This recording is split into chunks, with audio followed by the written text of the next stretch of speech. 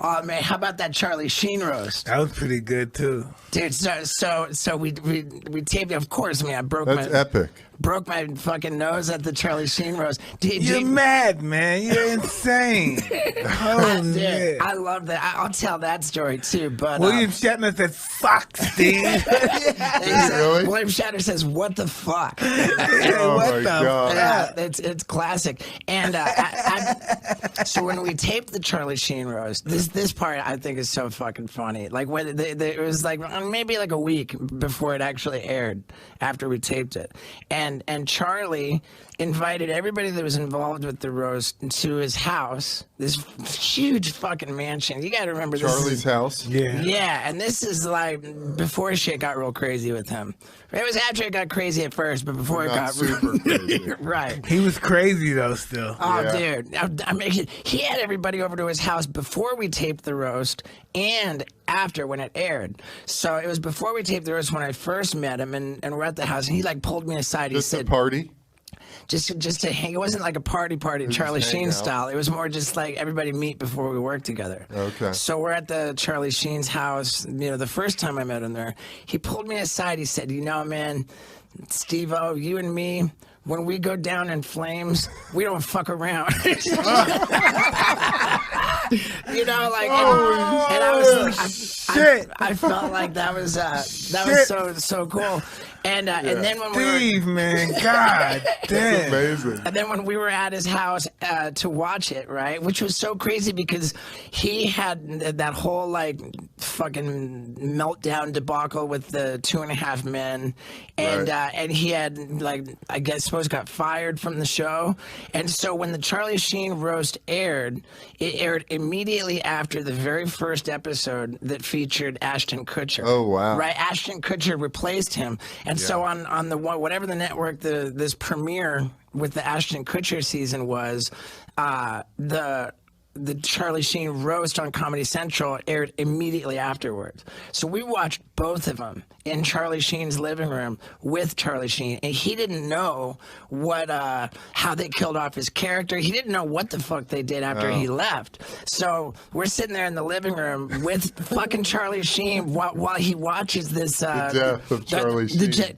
And it was like they had like he had died, and they had his urn with the ashes, and then like someone like bumbles it and like throws the fucking thing. There's the ashes go everywhere. There's a huge cloud, and as the cloud of ashes like comes down, Ashton Kutcher appears in the background, like, and Charlie watches that and he goes, "Oh shit, I got to give it to him. That's good."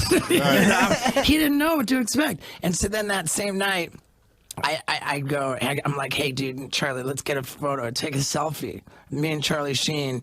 And I have to I take the selfie, and then I'm like walking around, and I'm thinking, and I go over to Jeff Ross, and I go, "Dude, check it out. We're in the world's," I said, "I think we're in the world's most expensive crack house." Oh my God. and so I go over to Charlie Sheen. I go over to Charlie and I'm like, "Dude, can I tweet this photo with the caption that says, 'I think I'm in the world's most expensive crack house'?" And Charlie says, "Hilarious, go for it, yeah, you know, it's fucking great, I love it." And so I did, and then I had one of my stand-up shows, like local in somewhere in California that weekend. So I'm on the news the next morning, and someone like the lady, like, she's like, "Oh, can I interview you from my thing or whatever?" And she goes, "Is Charlie Sheen sober?" And I said, "I don't know, I don't think so." And because I said that, and because I tweeted about the crack house, I got a fucking phone call from his manager, this dude, he lived next door to him. The dude was furious. And I was like, fuck. Oh, I didn't mean to rock the boat or upset anyone, but so then I got a hold of Charlie. He said, "I don't fucking care." The same situation as with Mike. That's awesome. But yeah, man, fuck, that whole Charlie Sheen situation is crazy. You still talk to him ever? Yeah, have you ever heard from him? I haven't, but now I saw that he posted that he's been sober for over a year now, which is great. That's you know, good. it's great that. But I mean, I can only imagine like the legal situations that he's in now. Yeah. You know, I mean, talk about like Talk about having a lot and then like he was just on top of the world. You know what I mean? He just got on top. Everybody was like, "What the fuck? Charlie blew up." Dude, he had like. Especially even when he left the 2.5 Men, he turned that into this like unprecedented anger management contract that guaranteed like 90 episodes or something. Yeah. But in any case, from the Charlie Sheen roast, right? This is the greatest fucking story ever. This is the fucking greatest story ever, and like you'd think like, man, it's crazy. I broke my nose on Mike Tyson's fist at the Charlie Sheen roast, which, by the way, is, in my estimation, the fucking coolest way you could possibly break your nose. You know, like Steve-O, I don't know, man. I don't know, dude. But understand how beautiful it was, because the Charlie Sheen roast was 2000.